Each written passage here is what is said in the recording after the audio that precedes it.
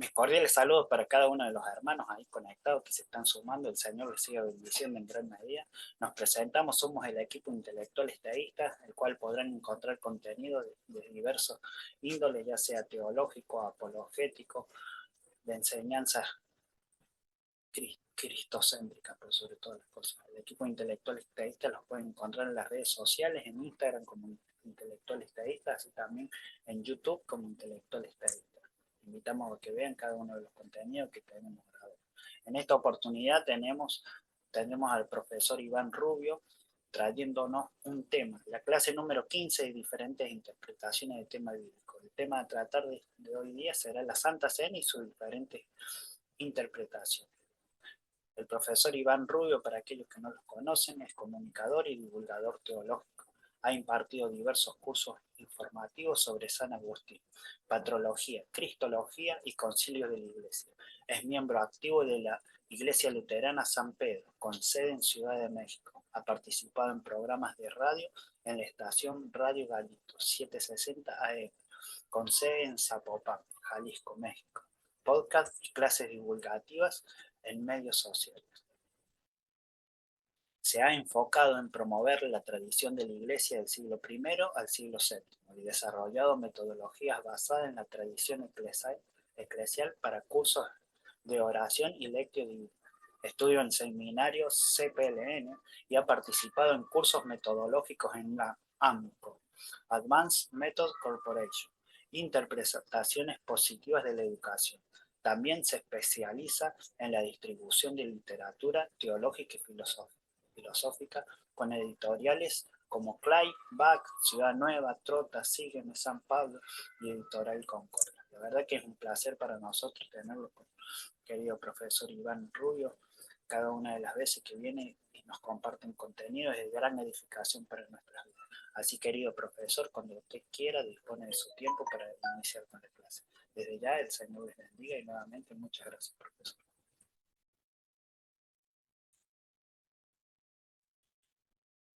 Entonces, eh, cuando nosotros consideramos la cena del Señor y sobre todo el tema de la sola escritura, buscamos el tema de la interpretación correcta cuando hablamos de sola escritura y bueno, sola escritura ha sido un tema bastante mal interpretado por la iglesia, sobre todo norteamericana y con consecuencia americana, donde se entiende que solamente el libro es lo que realmente es útil para la vida cristiana. El leer, el estudiar, el indagar en las escrituras. Y eso ha llevado a un debilitamiento de lo que es la sacramentalidad, ciertamente en Latinoamérica. Dentro de una conversación que estábamos teniendo hace un momento, pues hablábamos de la necesidad, ¿no? De la sacramentalidad. Que, claro, todo esto depende de sus tradiciones cristianas, claro está. Las tradiciones históricas deberían volver a esos orígenes de sacramentalidad y quizás las iglesias pentecostales deberían tener una adaptación. ¿Sí? Porque si hablamos del pentecostalismo, hablamos realmente de una tradición que muta muy bien con la cultura, que se fusiona, una simbiosis de cultura. Dentro de esto, la interpretación correcta de la escritura, pero también debemos entender que el tiempo de la Reforma Protestante fue una batalla que se caracterizó también en un elemento bastante importante, que es interpretar mejor a los padres de la iglesia, ¿correcto? Interpretarlos mejor. La guerra fue frecuente, sobre todo en los temas de las diferentes interpretaciones, que no fue un tema nada sencillo. Dentro de la Reforma Protestante fue algo que llevó a la división de la Iglesia Protestante realmente. O sea, no estamos hablando de un tema secundario para ellos, claro está. Dentro de la actualidad sí se llega a ver como un tema secundario, pero bueno, históricamente no lo era, no era algo secundario. Claro que la batalla por la interpretación correcta de los padres de la iglesia era para luteranos, entre reformados y católicos, en un tema medular para este tiempo que viene siendo el tema de la interpretación de la Cena del Señor. Y cabe mencionar que los padres de la iglesia, pues, son importantes en esto. Aquí nos damos cuenta que los santos padres de la iglesia realmente forman un papel muy importante en el desarrollo de la teología. En la actualidad vemos que no, parece algo desligado, parece algo que no pertenece, no son citados, no son considerados. Y claro, cometemos un grave error, pero bueno, es algo que se vive en la actualidad.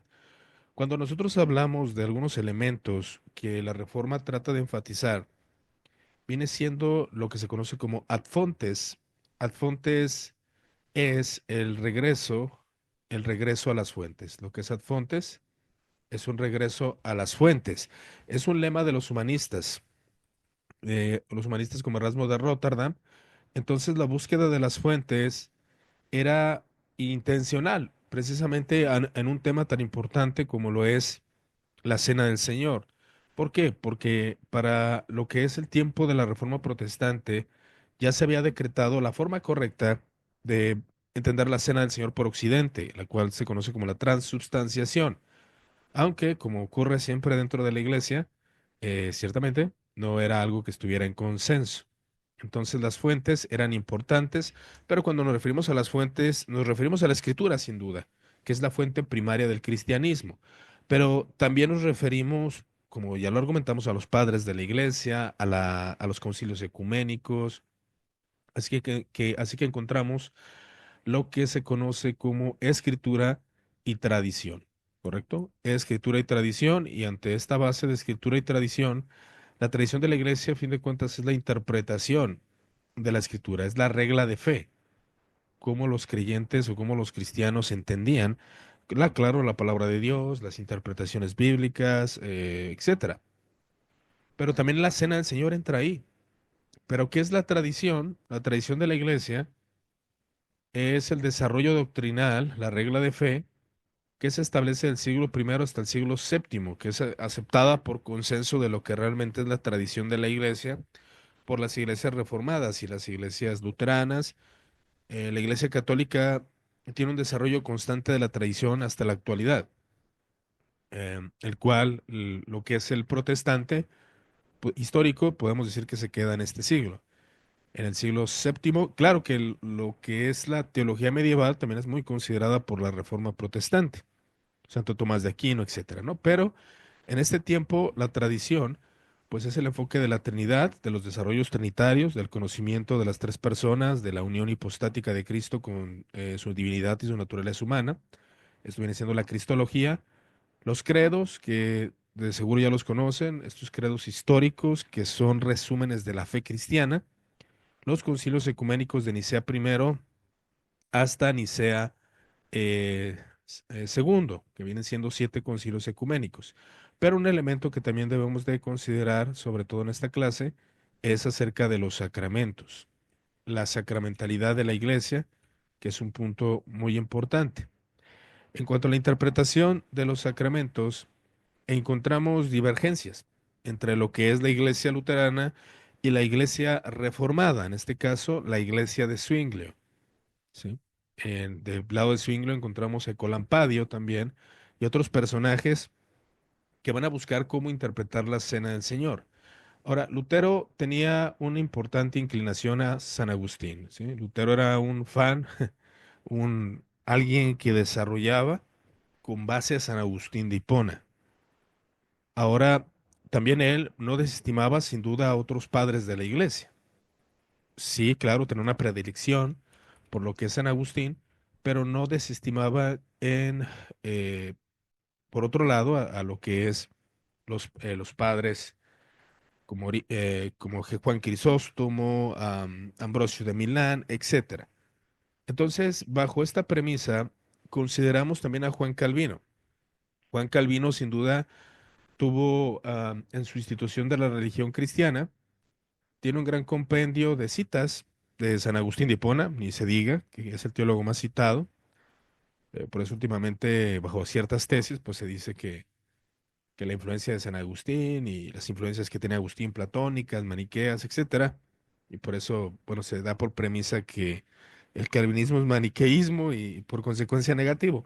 Eh, Creo que también es una imprecisión, pero bueno, el punto aquí es, no sé, el punto es que la institución no solamente se cita a Agustín de Hipona, que claro que en cuanto al sacramento de la Cena del Señor es el teólogo más citado por lo que es Juan Calvino, pero también cita a San Ambrosio de Milán y a Juan Crisóstomo, que tiene una gran divergencia. Juan Crisóstomo es el gran patriarca de Constantinopla, un teólogo bastante versado, el boca de oro, como le dicen algunos.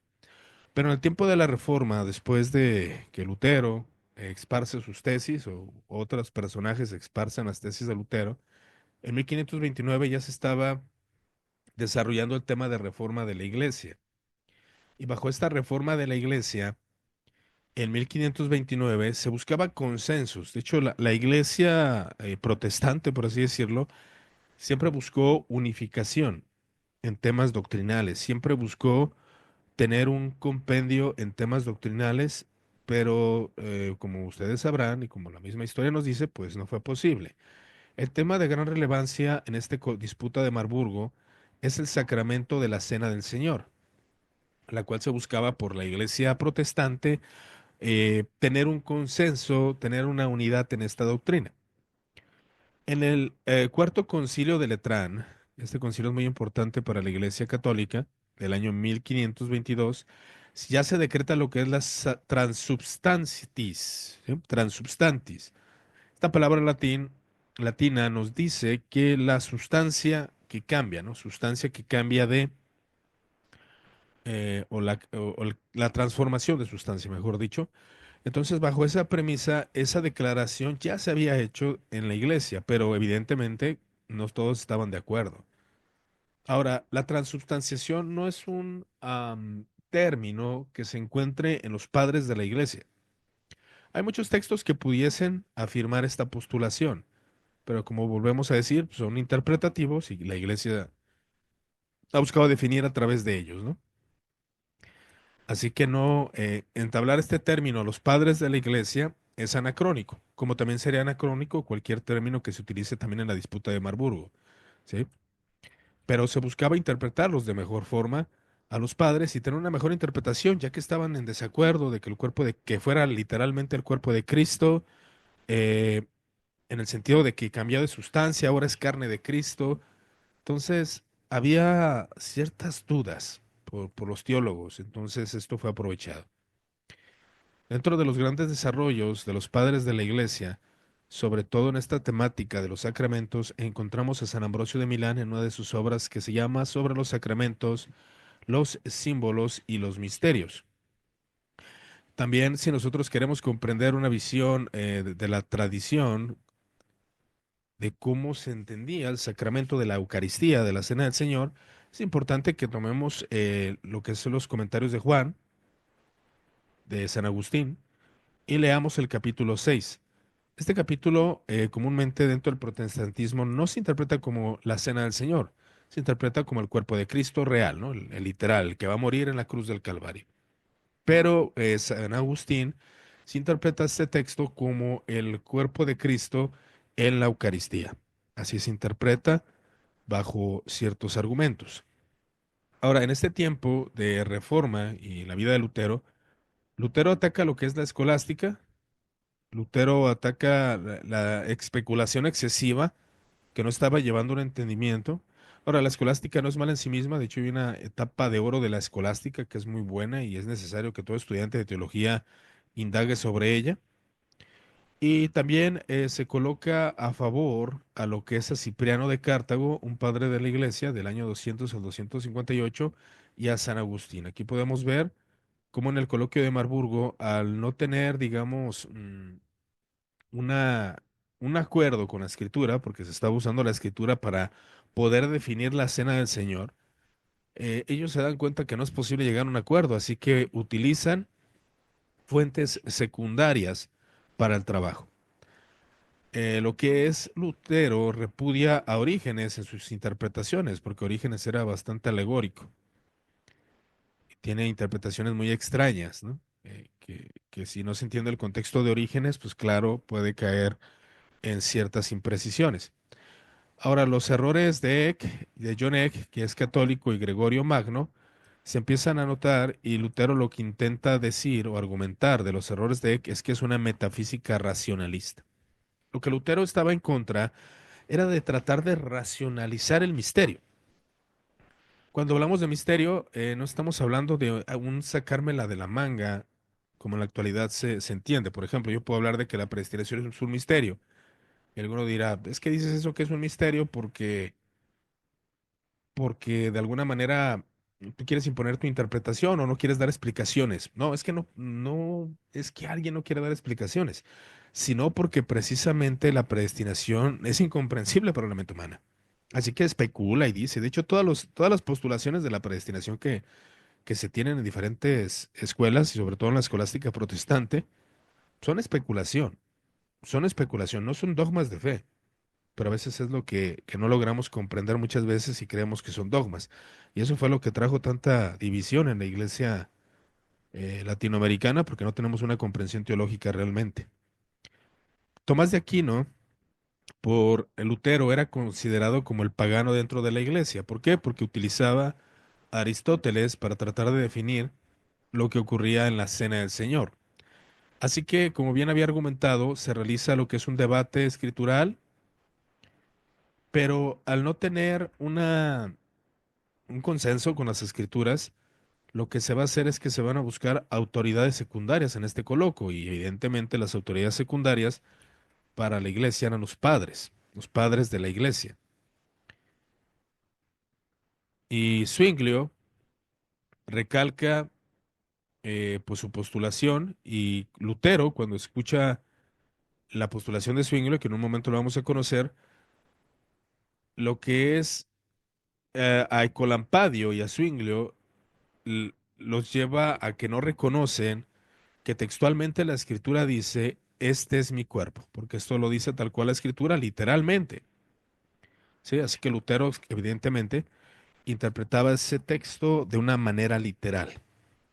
En lo que era Zwinglio, comúnmente se nos dice que creía en un simbolismo, ¿no? Que es solamente un memorial, como algunas iglesias lo abrazan, que claro, esa postura viene siendo una postura más inclinada o más apegada al anabaptismo.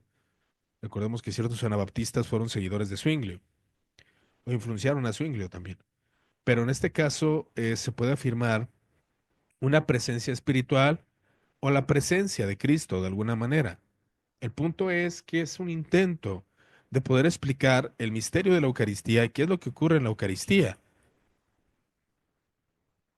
Pero hablaba de que el pan y el vino solamente son símbolos representativos. Así que tenía que haber una importancia en la fe para recibir la gracia. Es decir, que cuando el creyente con fe recibía el sacramento, algo misterioso ocurría y Cristo estaba ahí. Pero la pregunta es, ¿cómo estaba ahí? ¿Cómo es que Cristo estaba ahí? Ciertamente los reformadores creían que era un evento bastante solemne. En la actualidad, este tema, o lo que es el sacramento de la Cena del Señor, evidentemente en la experiencia, no sé si a ustedes les haya pasado, pero pues, está muy ausente en muchas iglesias, ¿no? Es considerado como algo católico, y la palabra Eucaristía misma se considera algo incorrecto, cuando es una palabra que significa acción de gracias, ¿no? Y es una palabra que se utilizaba evidentemente por los reformadores. Así que lo que hace Zwinglio utiliza lo que es a Tertuliano, a San Agustín de Hipona, sobre todo en su texto de Juan 6, su comentario, y esta es la premisa de Zwinglio, que dice que los elementos son signos que apuntan a una realidad mayor, es decir, son símbolos nada más, pero hay una verdad más trascendente que se obtiene por la fe. Así que si no hay fe, esos símbolos no son nada. No está la presencia de Dios ahí. Entonces, utiliza también a otros exponentes, como podemos ver, a Ambrosio de Milán, a Crisóstomo, a Teofilacto, a Jerónimo de Estridón y a Orígenes. Como pueden ver, interpretar a los padres de la iglesia es complejo, así que Zwinglio, que esta no es mi postura, Zwinglio sí intenta interpretar correctamente a los padres de la iglesia eh, bajo esta perspectiva que él propone, que solamente son símbolos que trasladan a la mente a una verdad más grande. Ahora bien, para explicar la postura de la presencia espiritual, que va a ser la consecutiva que va a seguir la Iglesia Reformada, y cabe mencionar que la sacramentalidad implica temas trinitarios y temas cristológicos. Por eso Evidentemente, los reformadores no consideraban que esto fuera algo de segundo término, sino de primer término, de primera importancia. Cuando hablamos de la Eucaristía, que hablamos de lo que es el pan y el vino, estamos hablando de elementos sumamente importantes. Tenemos el pan, tenemos el vino, pero ¿qué ocurre en la cena? Zwinglio va a explicar que cuando el creyente se acerca a la Eucaristía con la fe, lo que se encuentra en el sacramento es la presencia divina, la naturaleza divina, porque la naturaleza divina es omnipresente, la naturaleza divina está en todos lados, es un medio de conexión con Dios, es un medio místico, como algunas confesiones reformadas lo afirman. Es la mística de la Santa Cena o la mística cena, mejor dicho. Entonces, bajo esto, los creyentes cuando comen con fe por medio del Espíritu Santo suben a lo que es la presencia de Dios. Y es una gracia especial la cual santifica al creyente. Lo santifica, es un momento de transformación sumamente impresionante, el cual así se concibe. Entonces, en el pan y en el vino está presente la naturaleza divina por causa del Espíritu Santo, porque la naturaleza divina es omnipresente. La naturaleza humana no es omnipresente, dicen los reformados. Esta naturaleza se encuentra de manera local en el cielo, así que el creyente tiene que subir hacia, hacia ello, ¿no? Es una forma de concebir la cena del Señor. Por otro lado, tenemos la presencia real, que ahorita la iremos analizando. Para Zwinglio, esa sería como una explicación y una definición del tema más concretamente. Para Zwinglio, la participación de la Cena del Señor era un acontecimiento comunitario, ¿sí? Es donde todas las iglesias se unen a una, en el que el pueblo de Dios se reúne para ser alimentado por Cristo. Aquí vemos un elemento de transformación. La Cena del Señor tiene elementos transformadores. Transforma el espíritu y el alma. Transforma el corazón. No es cualquier cosa. Si los cristianos supiéramos la gran importancia que tiene esto para el cristianismo histórico, realmente yo creo que sí nos cuestionaríamos muchas cosas. Con luz la compramos. Entonces, dentro de esto, del Espíritu Santo, a través del Espíritu, puede ser alimentados por Cristo, como vimos. Se sube y se alimenta uno, o sea que cuando come el pan y toma el vino, hay una transformación, hay una gracia. Es lo que se conoce como medios de gracia. De hecho, en la manera de pensar de Zwinglio, la cena del Señor no es verdadera comida si Cristo no está presente. Debería estar Cristo presente. O sea, si es pan y vino y si son netamente símbolos, no es nada, no es verdadera comida.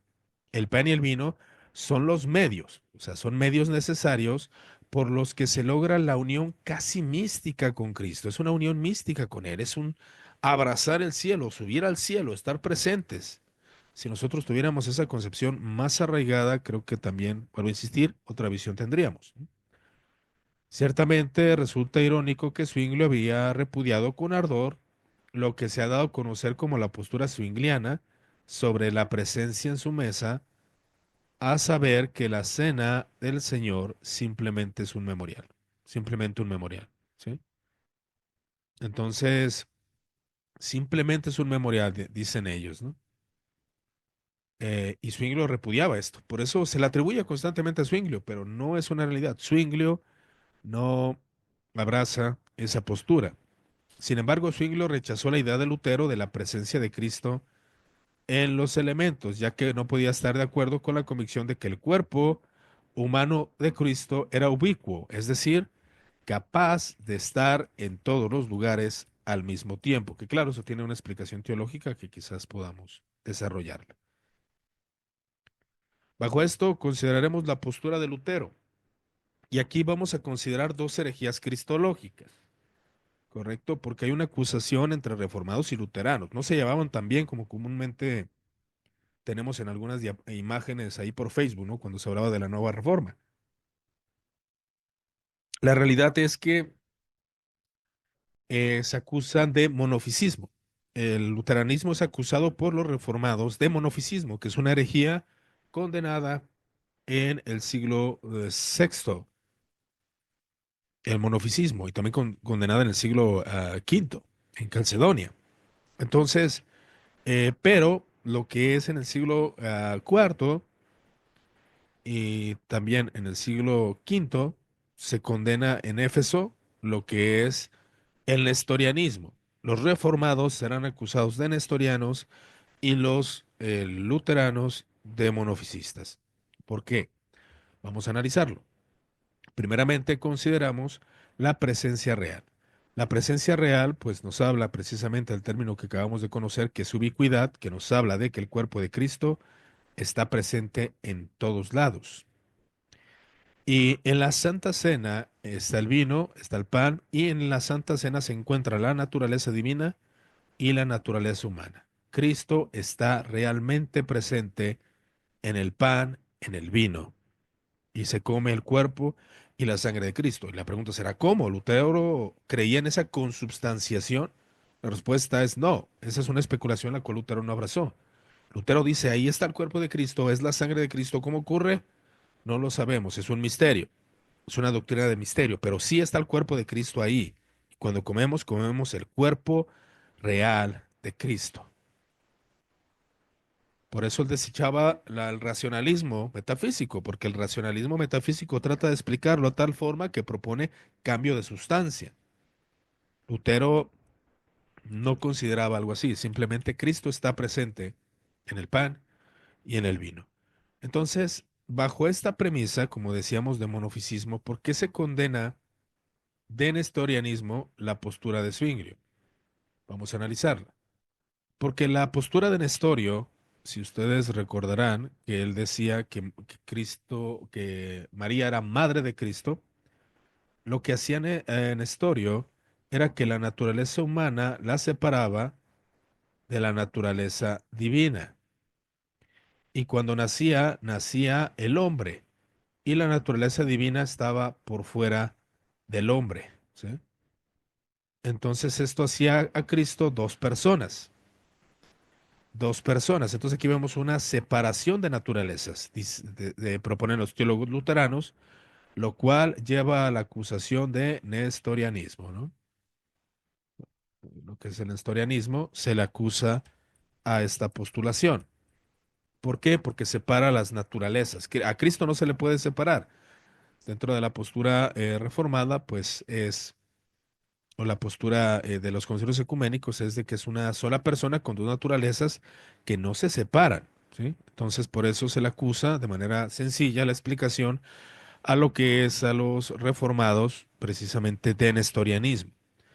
En el caso contrario a lo que es el monofisismo enseñaba que la naturaleza humana y la naturaleza divina estaban unidas de tal forma que la naturaleza humana era absorbida por la naturaleza divina, ¿no? Entonces había una sola persona y esa sola persona tenía una naturaleza netamente divina, una naturaleza humana transformada. Entonces, al declarar que el cuerpo de Cristo tiene omnipresencia, se declara que su naturaleza humana se está desapareciendo y tiene ahora una naturaleza divina netamente, porque su cuerpo puede estar en todos lados, ¿sí? Entonces, bajo esa premisa, pues se le acusa al luteranismo de monofisismo. Entonces, como ustedes pueden ver, estamos acusados unos a otros de herejes, ¿sí? Ciertamente. Y esto nos lleva a vincular ciertamente el tema del sacramento de la Cena del Señor con lo que es la cristología. Tiene mucho que ver con la cristología. Por eso muchas veces hay iglesias, y sí, hay que decirlo, que no tienen sacramentalidad, porque no tienen una sana cristología, ¿sí? Entonces, por eso el sacramento de la Cena del Señor no está en sus altares, ¿no? Lutero consideraba la postura de Zwinglio como algo netamente racionalista. ¿Por qué? Porque tú quieres racionalizar que el cuerpo de Cristo no está presente. Así que niegas que esto sea un misterio, algo incomprensible y místico. Y él declara, Cristo está verdaderamente presente en el pan y el vino. sí está. ¿Cómo? No lo sabemos. Lo único que sabemos es que está. Eh, el término correcto para esta postulación es precisamente unión sacramental, ¿correcto? Esta sería como la manera correcta de llamar la postura de los luteranos. Es unión sacramental, donde está el cuerpo, el alma y la divinidad en el pan y el vino. ¿Cómo? Volvemos a insistir, es algo que se encuentra solamente en el conocimiento divino. Así que es una presencia real. Y el punto de partida lógico y un útil marco para entender el uso de los padres del siglo XVI, principalmente este coloquio nos sirve para eso, para entender cómo los padres de la Iglesia son utilizados para llegar a una definición concreta sobre el tema.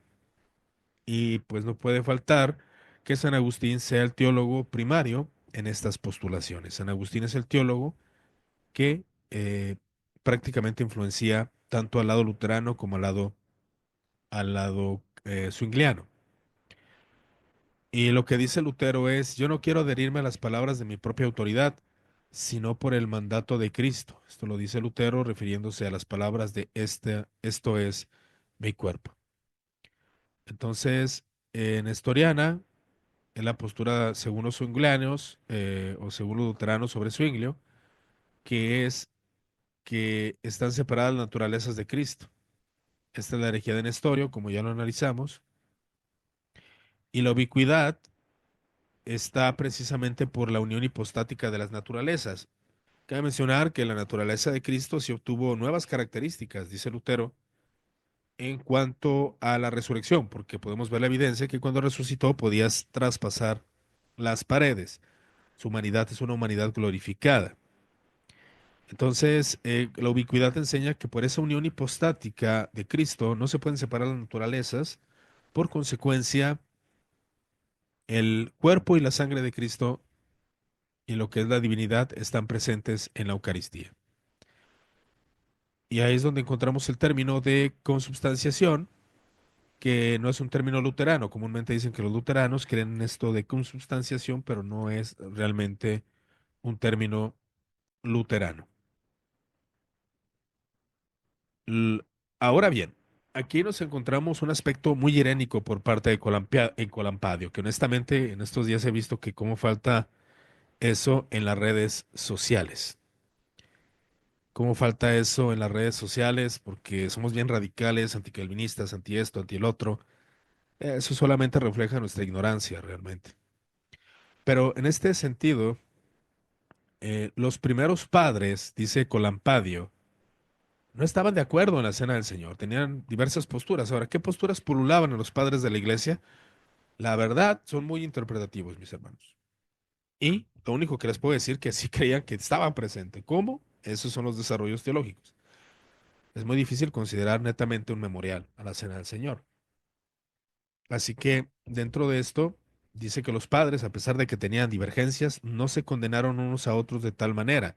Seamos irénicos, decía él, seamos amables. Entonces él lo que hacía era que mostraba la diversidad que había en la interpretación de los padres. ¿Sí? Y ese es un principio. Decir que los padres eran católicos romanos, o que eran luteranos, o que eran reformados, es un error. Es un error. Eran católicos de su tiempo, con los conflictos de su tiempo. Fulgencio de Cartagena es un padre de la iglesia que va a utilizar Zwinglio sobre la inmensidad de Dios, en su tratado de sobre la inmensidad de Dios, donde él afirma que el cuerpo de Cristo se ubica localmente. Entonces, Zwinglio encuentra que es imposible que se encontrara en el pan localmente el cuerpo de Cristo. No es posible. Pero Lutero va a buscar una refutación en este sentido. Pero Fulgencio de Cartagena dice, puesto que uno y el mismo Hijo de Dios, Dios verdadero nacido de Dios Padre, se ha hecho verdadero hombre por nosotros de simiente humana. Tiene un verdadero y divino, tiene una verdadera divinidad y una verdadera naturaleza humana.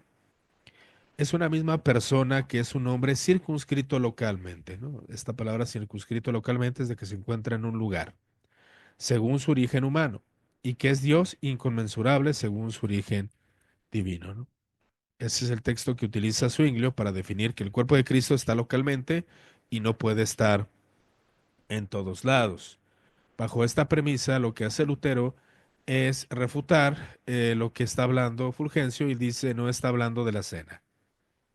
Habla con los maniqueos y herejes que negaban la humanidad de Cristo, es decir, que negaban que tuviera un cuerpo físico. Entonces, bajo ese contexto, afirma que es parte importante reconocer que no está hablando de la cena del Señor, solamente está hablando con los maniqueos que negaban el cuerpo físico de Cristo.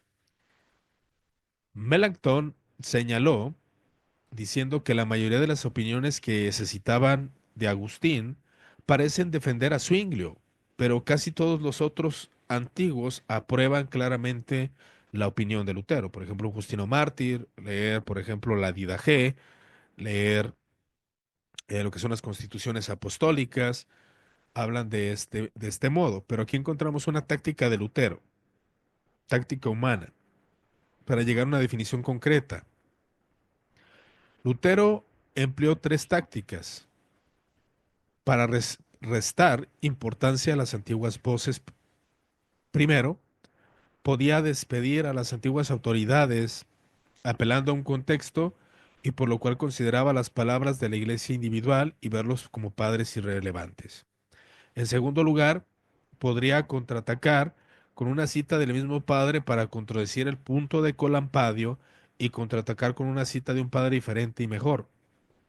En tercer lugar, podría afirmar que estaba siguiendo el espíritu del padre de la iglesia en particular para proporcionar la interpretación más bíblica, más clara, independientemente de las opiniones reales de los padres. O sea, Lutero tenía sus tácticas para poder defender estas postulaciones. En cuanto a un tema de conclusión, es de que debemos de considerar en este tema de las diferentes interpretaciones, que aquí estamos considerando dos, que es la presencia real y la presencia espiritual, la importancia de los padres en la reforma. Y creo que debe ser una importancia para nosotros en análisis sacramentales. Ahora, el tema de la cena fueron importantes y aquí esto nos enseña lo que es lo riquísimo que es conocer los escritos de los padres, su legado, de la importancia, de dar importancia a cosas que la modernidad ha desechado. Debemos reconocer generación nueva, y sí, mi llamado siempre va a ser a la generación nueva, como pues, lamentablemente, pues la generación que está arriba de nosotros ha desechado por un entendimiento muy modernista, sacramental. Se cree que solamente es un memorial o que es algo que no es relevante. Ahora, creo que los memorialistas, pues sí tendrían que llegar a una definición más clara de su postura, pero la realidad es que los santos padres nos dicen, Cristo está en el pan y el vino. ¿Cómo? Esas son los desarrollos. Por ejemplo, podemos ver una cita de Teófilo de Alejandría en su homilía de la mística cena que dice, estas cosas, estas cosas, oh carísimo, son para ti símbolos. Aquí encontramos la palabra símbolos, ¿no? Como diría Zwinglio, de las que ahora se realizan. Ahí tienen las delicias de este variado convite. Está presente el dador de grandes dones. Están dispuestos ya los dones divinos.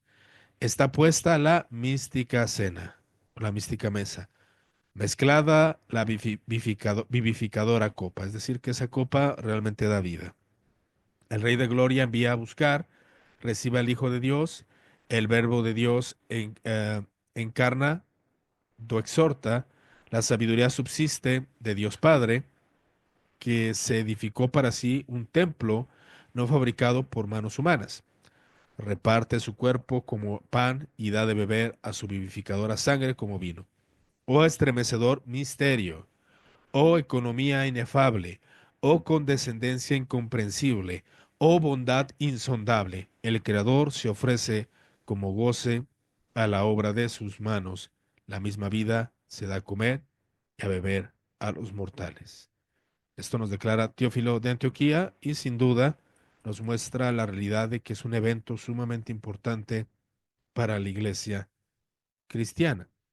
En cuanto a esto, hay otros debates de Juan Calvino y Joaquín Westphal de la primera fase del debate del 1555 al 1556, cuando inicialmente hizo algunos esfuerzos por unificar las iglesias luteranas y reformadas. Como ustedes pueden ver, eso siempre buscó una unidad, pero es muy difícil, pero encontró mucha oposición a sus enseñanzas. Así que mientras como pastor luterano y más tarde superintendente de la iglesia de Santa Catalina de Hamburgo, Joachim Westphal o Joaquín se convirtió en uno de los principales portadores de las voces que son los luteranos en la controversia de la Cena del Señor. Así que estos dos, Westphal y lo que es Lutero, van a tener un diálogo, una conversación. La iglesia luterana y reformada, que se convertían en iglesias establecidas en el Sacro Imperio Germánico. Mientras tomaban sus plumas para defender sus puntos de vista, desplegaron los padres de la iglesia, otra vez, no solo como herramientas de apoyo, sino también como armas de ataque para y por demarcar aquellas opiniones que estaban fuera de los límites de la aceptación teológica.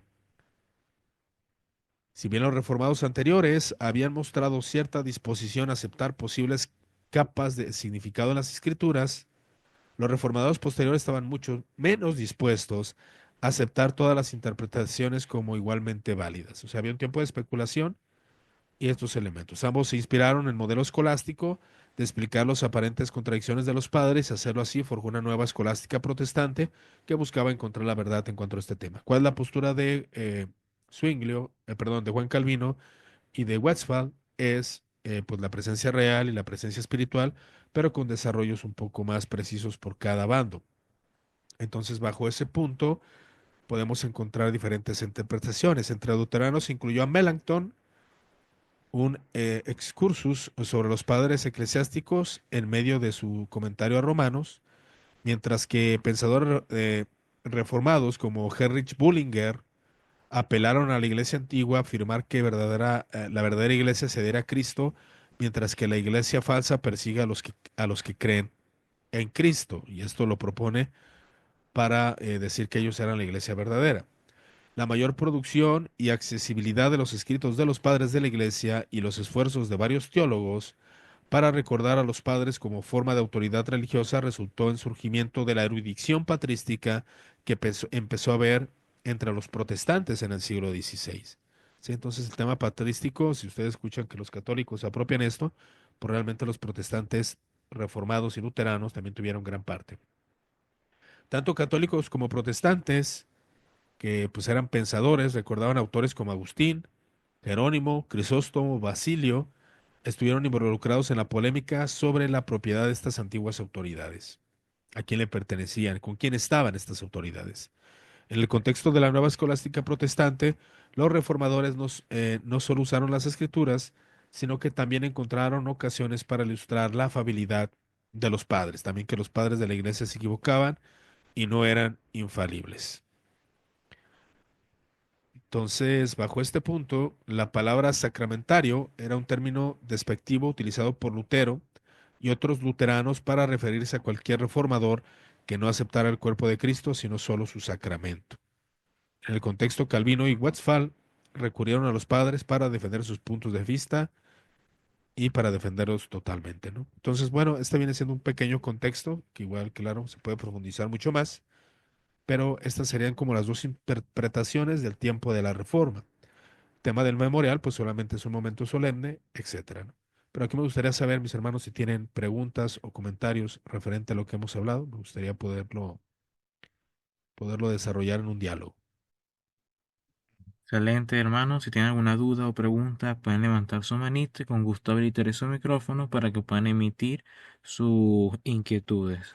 Si no pueden por el micrófono, pueden escribir por el chat y con gusto el profesor va a responder sus preguntas.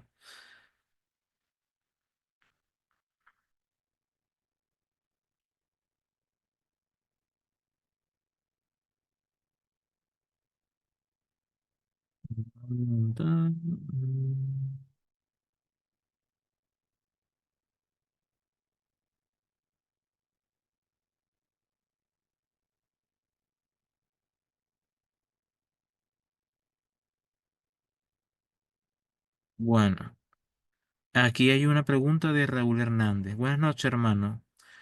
¿Cómo sería que se llegó a una visión mayoritaria del memorialismo? Muy muy buena pregunta. Tiene muchas causas, ¿sí? Primeramente, estamos hablando que cuando se inició la Reforma Protestante, también inició en conjunto con un movimiento de pensadores que fueron los humanistas y los renacentistas. Los renacentistas y después llamados racionalistas o la época de la Ilustración comenzó a negar los elementos místicos, es decir, negar los milagros, negar todo aquello que fuera sumamente espiritual y se empezaba a negar todos esos puntos. Dentro de lo que es el memorialismo, tiene ciertas tendencias racionalistas, es decir, si la postura de Zwinglio era muy racionalista para Lutero, una postura memorial era sumamente racionalista. Entonces el movimiento racionalista que empezó a gestarse en Europa afectó también el sacramento de la Cena del Señor. Si ustedes indagan a los padres de la iglesia, vuelvo a insistir, no está la consubstanciación, no está la transubstanciación, no están los términos del siglo XVI, pero algo es muy evidente, que Cristo estaba presente en la cena. ¿Sí? Entonces, la negación de Cristo en la cena es algo que tanto el razonamiento, el racionalismo y el anticatolicismo llevó a la negación en lo que es, porque bueno, se dice general, pero cuando estamos hablando de general, sin duda estamos hablando de Latinoamérica, porque la mayoría son iglesias que tienen esta postura memorial. Y esta postura memorial sí tiene esas tendencias de negación de que ocurre algo con el pan y con el vino. ¿Es malo? Bueno, creo que depende mucho de la tradición en la que estemos, pero desde una óptica patrística sería algo extraño una postura así, una postura donde no nos acerca a Dios, donde no hay un momento místico, como los reformadores también llamaron cena mística. Entonces el renacentismo, la religión norteamericana que llegó a Latinoamérica, también que tenía un sesgo muy alto anticatólico, pues negaba toda clase de milagro o de evento místico en la cena. Por consecuencia, es una gama, es un gran monstruo que se lucha, se puede decir así, de pensamientos que cambiaron muchas postulaciones dentro del cristianismo, ¿no? Entonces hay ese tipo de batallas, eh, la cual se considera una postura desde esos términos racionalista, ¿no? Pero bueno, ya depende realmente de qué interpretación le den las iglesias, porque a fin de cuentas es un momento reverente, ¿no? Para el recordatorio del cuerpo y la sangre de Cristo, independientemente el entendimiento de la persona. No sé si me expliqué, Hay mi otra estimado Raúl. pregunta de nuestro No, hermano Jonathan. Dice, transubstanciación, consubstanciación. ¿Cuál de las dos posturas tendría las mejores explicaciones a estos hechos místicos o espirituales? como luterano, ninguna. Como luterano, ninguna, porque creo que son intentos de explicar. Más bien, desde mi punto de partida, ¿no? Mi opinión netamente personal, pueden ustedes rechazarla, pues son intentos de explicar un gran misterio, ¿sí? Como muchas cosas dentro de la teología cristiana. Son intentos de explicar qué ocurre. La consubstanciación no es un término luterano, que, vuelvo a insistir, se atribuye mucho a los luteranos. Creo que es más una postura de John Hus o John Wycliffe, pero creo que en ninguna de las dos podría explicar un gran misterio, ¿sí? Desde una óptica luterana, ¿no? Como yo lo podría definir. Creo que tanto la iglesia oriental como la iglesia luterana, este, ciertamente, pues explican que es un misterio, algo bastante profundo. Pero la realidad es de que algo está ahí, algo está presente y que es el cuerpo y la sangre de Cristo. ¿Cómo? No lo sabemos. Y son intentos de explicación, tanto así que pues se llega a considerar milagros eucarísticos, que realmente es carne y se manifiesta un pedazo de carne de Cristo. O sea, se lleva a un racionalismo extremo que lleva a una idea, quizás como los luteranos o los reformadores considerarían pues errada, ¿no? Si te comes el cuerpo de Cristo, desechas el cuerpo de Cristo, ya empiezas a racionalizar. ¿Por qué? Porque hay digestión en tu estómago, y entonces el cuerpo de Cristo se va a digerir en tu cuerpo. ¿Qué pasa, no? Y se van a tener que buscar otras explicaciones razonables para esos temas, ¿sí?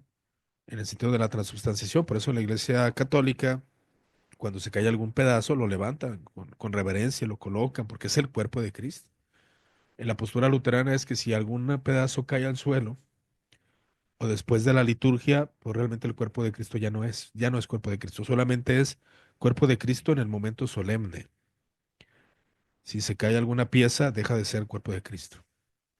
Entonces hay diferenciaciones en ese sentido. Excelente. Em, Vamos a ver, club de lectura. Mi Adelante, hermano, hermano. mi hermano Moisés, bendiciones, gracias. Profesor Iván, muy fino, lo felicito, mi hermano, por el tema. Profesor, bueno, yo tenía varias preguntas, pero hay una pregunta, mi hermano, que me ha causado, perdón, bastante ruido, y me gustaría saber su opinión o si he encontrado algún documento que lo interprete de alguna manera lo que a continuación le voy a mencionar. No sé si tiene una Biblia ahí a la mano, hablando de la Sí. Santa Cena en Primera de Corintios 11, algo muy conocido, mi hermano, precisamente en el versículo eh, 30, ¿no? Primera de Corintios 11, 30, lo cual, bueno, no voy a leer todo el texto, pero sí sabe usted que se está hablando de la Santa Cena, ¿no? Dice, por lo Claro. cual hay muchos enfermos y debilitados entre vosotros, y muchos mueren. Otros dicen duermes. Pregunta mi hermano, ¿exactamente es un texto literalista aquí? ¿O hay algún tipo de interpretaciones como algunas personas tratan de darlo con respecto a qué se entiende, mi hermano, independientemente de la postura que se tome? Este texto que llama mucho la atención, Ujú. me gustaría saber su opinión al respecto, mi hermano. Claro. Fíjate que bajo la experiencia evangélica, eh, realmente el texto ha sido interpretado de que si tú comes la cena con pecado, pudieras enfermar o morir, ¿no? Eh, el punto es de que si hay un juicio. Esto yo lo he escuchado tanto de memorialistas como de la Iglesia Católica, como de las iglesias reformadas y luteranas. La realidad es de que es un medio, por ejemplo, en la Iglesia Luterana, para perdón de pecados, ¿sí? Entonces, si una persona va con la disposición, aunque traiga pecado, y va a confesar sus pecados, es un medio que le sirve para perdón de pecados. Pero como en el caso de San Pablo, que nos está hablando el apóstol, de que los corintios se acercaban ni siquiera con el arrepentimiento ni con la solemnidad necesaria, que la comían de una forma bastante ruin, se emborrachaban. Eso nos da evidencia de que pues era vino, realmente, vino, no jugo de uva, sino vino real, ¿no? Entonces se emborrachaban, pecaban y no había una reivindicación. La cena jugaban con ella prácticamente, ¿no?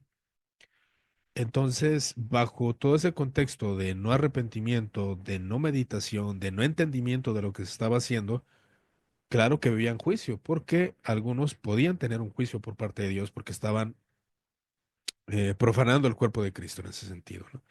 Algo importante como es la cena del Señor, un sacramento, un medio de gracia, de transformación, que claro, esas palabras no las utilizó San Pablo, pero estaban profanando eso. Entonces, cualquier ser humano que se acerque, sea creyente o no creyente, sea bautizado o no bautizado, que profane la cena de esta forma, sin duda, de maneras que solo Dios sabe cuándo, a qué horas y dónde, puede emitir un juicio de ese tipo, que no es digamos, la regla común, ¿sí? No sería la regla común. De hecho, pues, hay casos de personas que son bastante profanas y comen la cena y no pasa nada. No pasa nada, aparentemente, ¿no? Pero cargan juicio para ellos, ya sea en este tiempo o ya sea en el juicio venidero, porque a fin de cuentas es un medio que Dios proporcionó para su iglesia para estar en comunión con Él. Entonces, así como la santa palabra de Dios es un medio de gracia, la Santa Cena es la palabra de Dios en símbolos. Nosotros estamos bien acostumbrados a entender que palabra de Dios son netamente letras, ¿no? Por esta modernidad. Pero palabra de Dios también es La palabra y el espíritu que están en los sacramentos, y los sacramentos son símbolos que nos apuntan a la palabra de Dios, por consecuencia son palabra de Dios. Ahora que claro, se necesita la palabra para precisar qué significan esos símbolos, pero esos símbolos son medios de gracia, esos símbolos son importantes, tan importantes como la misma escritura, porque es palabra de Dios en símbolos. Entonces, bajo eso, claro que hay un juicio para aquellos que comamos la cena de una manera bastante petulante y soberbia como los corintios. Si en dado caso yo cometí un pecado y estoy arrepentido y confieso mi pecado al Señor, y como la cena debería ser un medio para poder llenarnos de gracia y a través de la confesión perdonar nuestros pecados. Esa sería una interpretación un poco en ese sentido. No sé si me explica mi hermano. Excelente, profesor. Hermano, ¿no entendió la explicación? Sí, sí, mi hermano. Entonces sí se puede asumir en la última parte, mi hermano, que es literal. O sea, que algunos que ya han muerto o que se van a morir. Eso independientemente se puede decirte que es algo literal, ¿no? Viste que hay Literal, algo. Oh, ok. Ok. literal, o bien, si hablamos de métodos de interpretación, no falta quien lo interprete alegóricamente, refiriéndose a una condenación mayor, ¿no?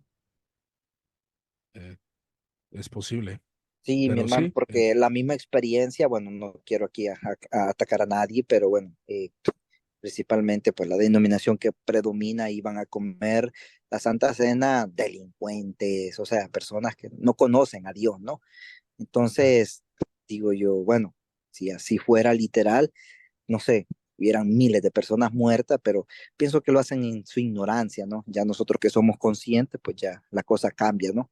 Bueno, muchas gracias, profesor, muy amable. Claro.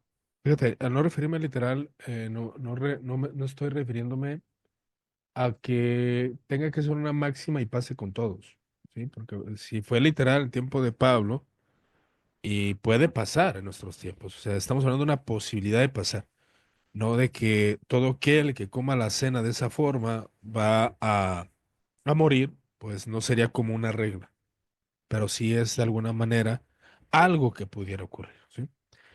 Una especie de disciplina por parte de Dios, ¿no? Entonces, ese sería como más para precisar, ¿no? No todo el que coma la cena pues, realmente muere, porque hay muchos dentro de la iglesia cristiana que comen la cena de una manera arrogante y petulante y pues no mueren, ¿sí? Entonces no es una máxima que se repite siempre, ¿no? Solamente aclarando ese punto desde mi perspectiva, obviamente. Excelente, profesor. Tenemos otra pregunta de Jorge Valles. Mm, Que le bendiga, adelante, hermano hermano. Iván. La pregunta que yo tengo es, ¿cuáles fueron, cuándo fue que nació la transustanciación? Porque, o en qué siglo, bueno, se cree que la Iglesia Católica, pero quiero saber los inicios y quién fue el filósofo quien dio la premisa para poder empezar a practicar la transustanciación. En cuanto al tema de la transubstanciación, como hemos argumentado, pues fue un desarrollo de consenso, sin duda, y este desarrollo de consenso llevó a lo que es en el 1215, pues que se decretara el tema de la transubstanciación. Es una idea que ciertamente pululó dentro de la escolástica, porque la escolástica del siglo XIII buscaba definir el tema que ocurría, ese misterio que los padres hablaban, que sí, que Cristo estaba ahí, la escolástica se preguntó el cómo, y de ahí los desarrollos tanto de la escolástica medieval como de la escolástica protestante, ¿sí? Cristo está presente, es tradición universal. La pregunta es cómo. Entonces, bajo esto, el máximo ponente de las explicaciones de la transubstanciación viene siendo Santo Tomás de Aquino. Santo Tomás de Aquino, pues realmente es quien lo propone, quien coloca un lenguaje aristotélico para poder definir lo que ocurría en la cena, ¿no? Entonces, podríamos decir que el mayor exponente para este tema viene siendo Santo Tomás de Aquino, ¿sí? Entonces, es un teólogo a considerar, aunque también sus postulaciones pueden ser inclinadas o interpretadas a otras posturas. Excelente. Por lo visto, no hay más preguntas, ni por la mano ni por el chat. Entiendo entonces que han entendido el tema y ya no tienen muchas más interrogantes. Este, bueno, profesor, no sé si tiene algo que decir para finalizar, para poder cerrar esta tertulia.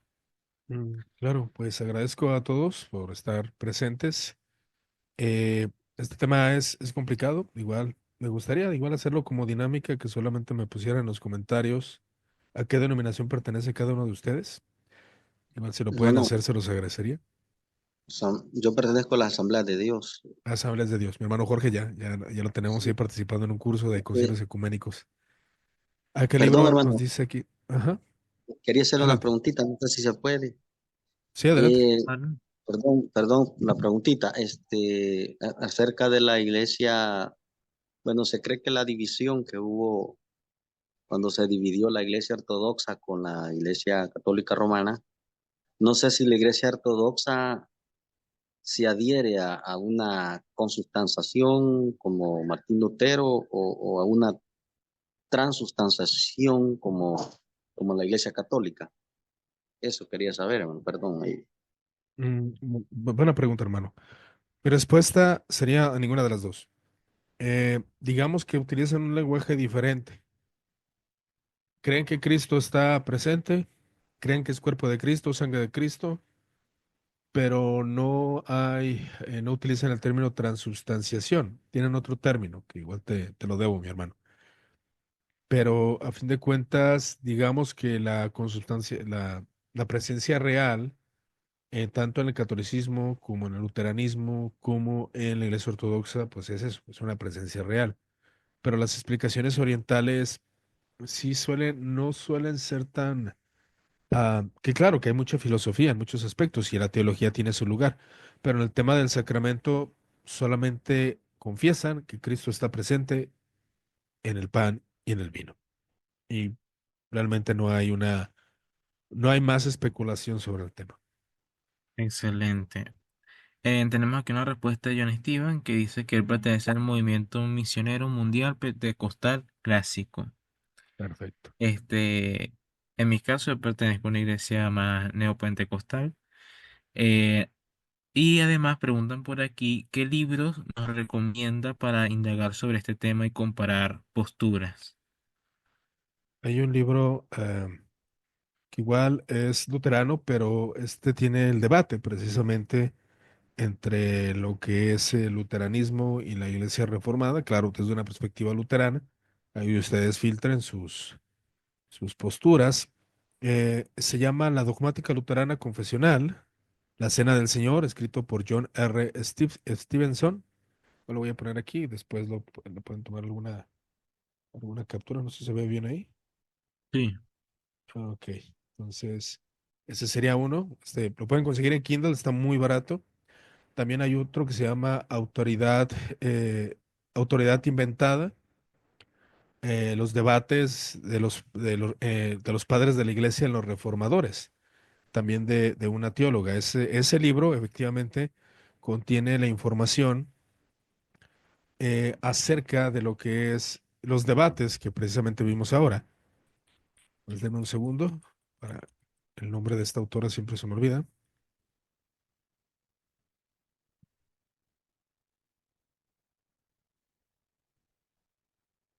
Igual se los debo. Yo creo que lo voy a poner en el comentario. Pero este libro es de una teóloga, de una estudiosa, la cual toca los temas de la Cena del Señor, acerca de la Reforma, del Coloquio de Marburgo y todos estos elementos. Así que recomendaría ese tipo de libros, de las diferentes interpretaciones de la Eucaristía, que es un libro que creo que nos puede abrir más que nada un entendimiento histórico en referencia al tema. Igual esos dos libros serían como, excelente. como base. Tenemos a nuestro hermano Pinela que responde que es un bautista misionero. Y además queríamos aprovechar, profesor, para que pudiera promocionar los cursos que está impartiendo, que va a impartir el próximo año, 2025, si tiene alguno. Sí, tenemos algunos. Vamos a empezar, de hecho, mañana. Mañana va a ser un día bastante cargado para lo que son los cursos que llevaremos. De hecho, pues vamos a tratar temas de patrística. Mañana iniciamos el curso de los padres de la iglesia o patrología desde una perspectiva protestante, donde participan de diferentes denominaciones. Estos cursos que estamos implementando tienen la intención de informar, no de llevarlos a una denominación en específica. Entonces, vamos a estar analizando a cada uno de los padres de la iglesia desde una perspectiva protestante. Ustedes van a ver la diversidad que había entre ellos. Este empieza el día de mañana. De hecho, pues aprovechando, este curso tiene un costo de $41, porque estamos trabajando en conjunto con un comité que se llama Comité Evangélico Nacional de Defensa. Yo me encargo de lo que se conoce como estudios de Escalation, pero igual para ustedes puede haber un descuento. Si me buscan, se los dejaremos a un descuento. Todos los que están aquí, los que vean el video en Intelectuales Teístas.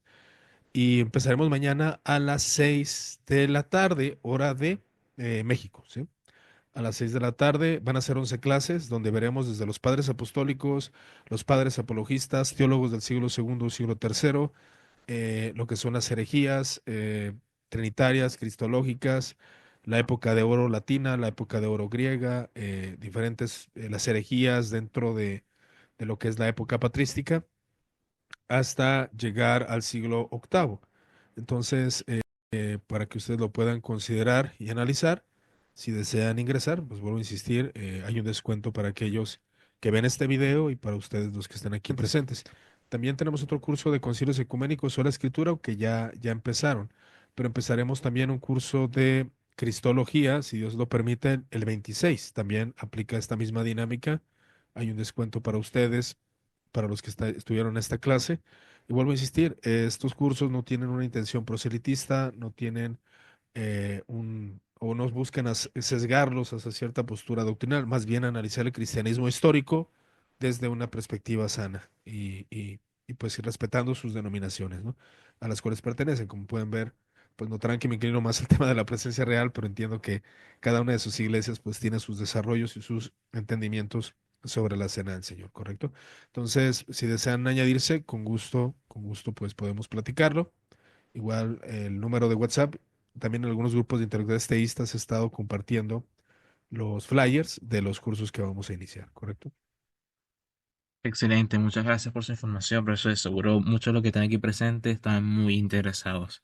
Además, queremos compartirles que pueden encontrar material, o algunos videos, recomendaciones en las redes sociales donde pueden encontrar a nuestro profesor.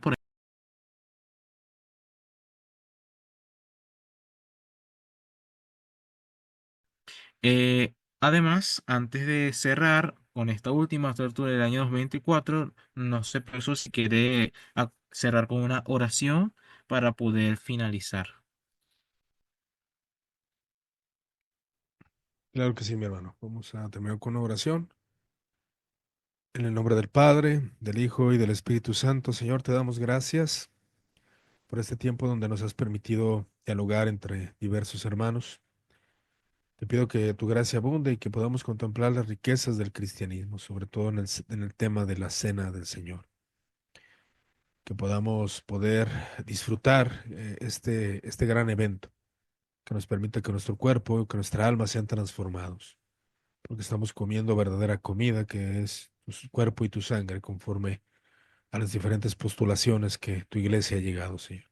Pero ayúdanos a ser reverentes y que todo este conocimiento sea útil para dialogar con nuestras confesiones. Te damos gracias en el nombre de Jesús. Amén.